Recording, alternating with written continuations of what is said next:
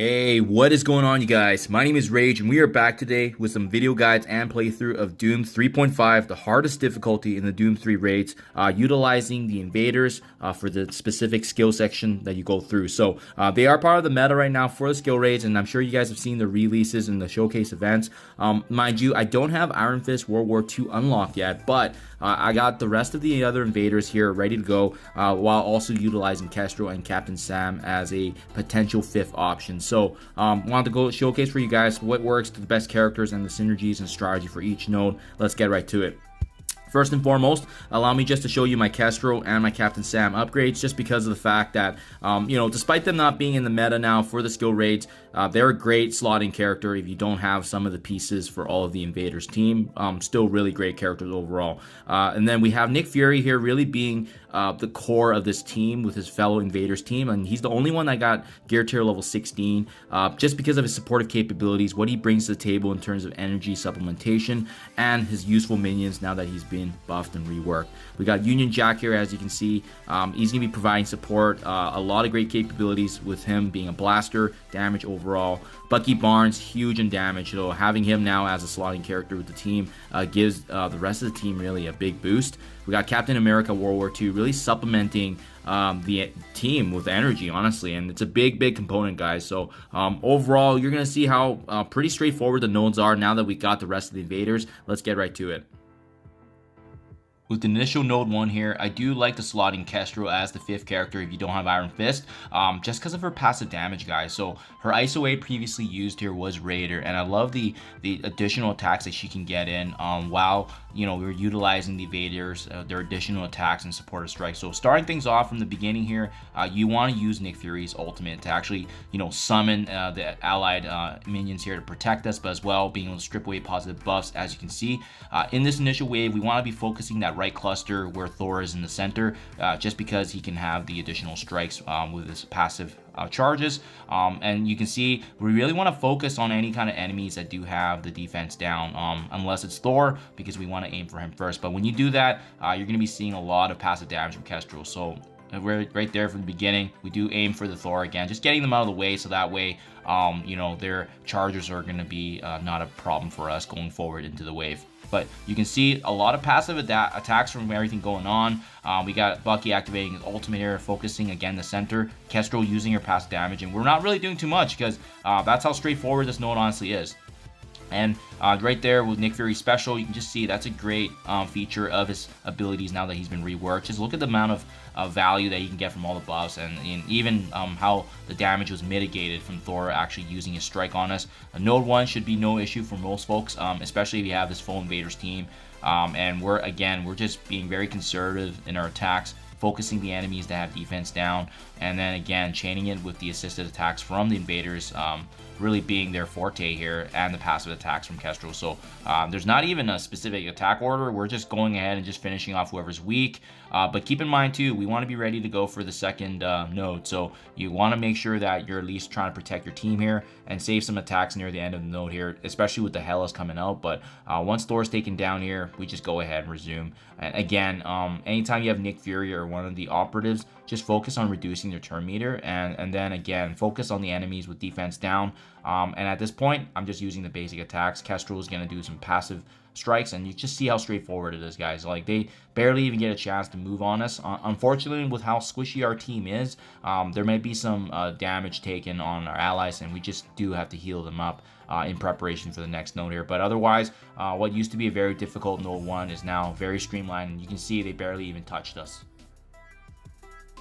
Here we go. So exact same placement as node 1. We're just going to be going back right into node 2 here with Kestrel's passive damage. So I found that she's better than Captain Sam for these initial nodes, just because of the passive damage that we need. So again, same boat, summoning ultimate with the minions, and they really do a great job protecting us. I like how Kestrel is here to prevent the enemy Nick Fury from actually summoning enemies, and you're going to see how straightforward this is. We're going to land the special kind of similar to how we played out node 1.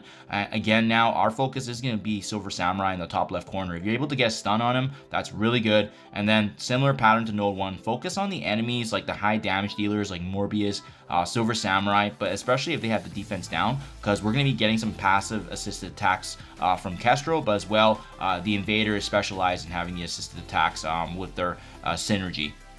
So just lots and lots of damage going around, as you guys can see. Don't be afraid to obviously use the abilities, but we want to save a couple of them for the next big wave that does come in the skill node here, and that's this cluster right here. So Deathpool will drop with Sabretooth and Multiple Man. Sometimes the timing can work out where Ghost Rider also does fall too, but not an issue because there's a lot of passive damage on this Invaders team. And as you can see, once Nick Fury activates his special with all the buffs, we're in a really good spot, especially given that there's a lot of negative conditions being placed on these enemies. If you're able to focus Deathpool and take her down before Ghost Rider actually gets spawned, like that's actually an ideal situation, just because of the fact that she's not going to be benefiting off of any of the allies that fall, such as our ally minions here. So again, now at this point, we cleaned up the two targets, obviously being Silver Samurai, Deathpool. We're going to get this last wave here, and it's Ghost Rider that we should be aware of, but you can just see how much attacks we're doing with the speed reduction.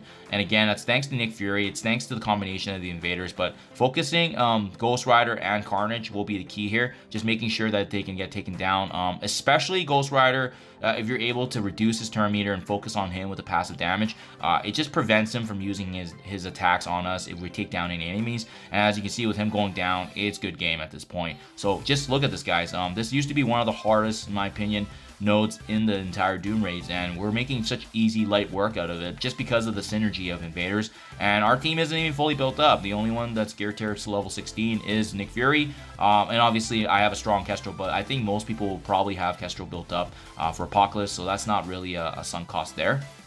And we're best part is we're doing it without the efforts of the final member of Invaders being Iron Fist. So I mean, honestly, not the end of the world if you guys don't have him, because this is just look how easy these nodes are now that we have this ready to go here. And last but not least, guys, in this final node, I do actually swap the place of Captain Sam for Kestrel, just because of the fact that we actually need his synergy in terms of energy supplementation more. And it's a little bit slower because we don't have as much damage as Kestrel, but you'll see in the beginning why it matters. So again, similar to Node 1 and Node 2, right from the get-go, we're going to summon the minions, and because of them, we're going to be able to reduce the turn meter. So you want to kind of focus on two, Madeline Pryor and Dr. Doom. Just reducing your turn meter is really big in this first initial step, guys. So, and you're going to see that there's not really a lot of strategy more with this boss node, but more so it's the fact that there's a lack of damage. It's going to take some timing, but pretty much from the get-go, guys, you'll see that I switch here to auto because I do want to demonstrate for you guys how easy this node really is, but you just have to ensure that you're targeting the right enemies with their abilities. And because of Captain Sam's supportive capabilities working quite well with the fellow Invaders, you're going to see that we can automate this entire node. I just wouldn't recommend simming, just because you just never know if an enemy is able to get their attack off on time without us actually paying attention and focusing. So now that we're switching to auto mode here, we want to fully focus on Dr. Doom, but being mindful of enemy targets that we have to take down, such as Madeline Pryor, Beast, anybody that's weaker, right? Now, going back, you're going to see that this Mr. Sinister here does actually last for quite a long time in my playthrough.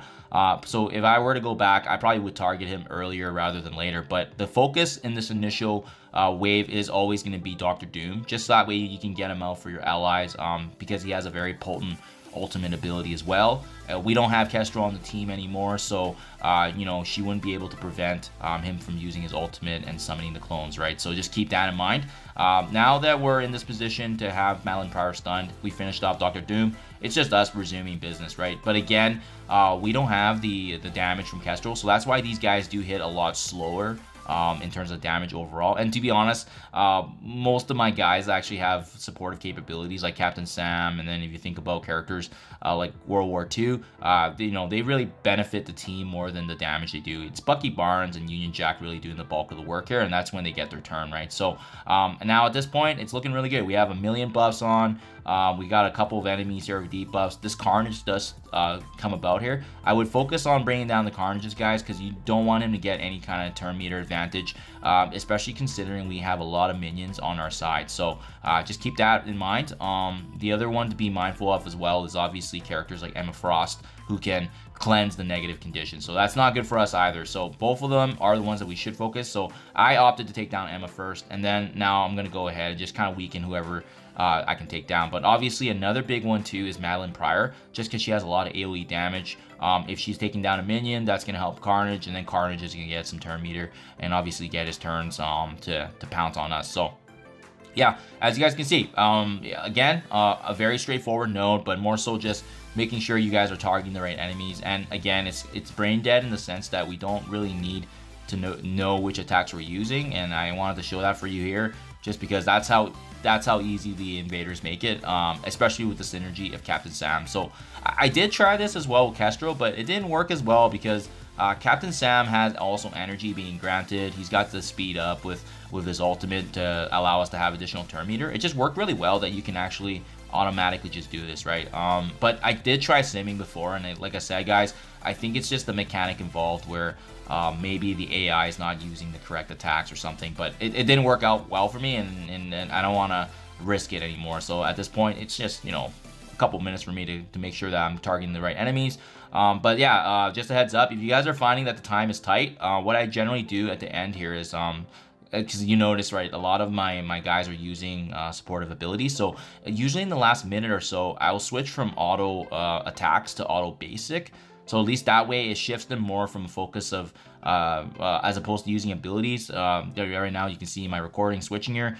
If you switch into auto basic, they'll start just attacking, right? And that might actually be a better way to kind of increase the damage output overall and the speed if you're finding that this is tight. But just a little bit of an advice there. If you guys are trying to increase your damage output, I would do it earlier. I start usually at the 1 minute mark because they can start hitting hard with all these buffs.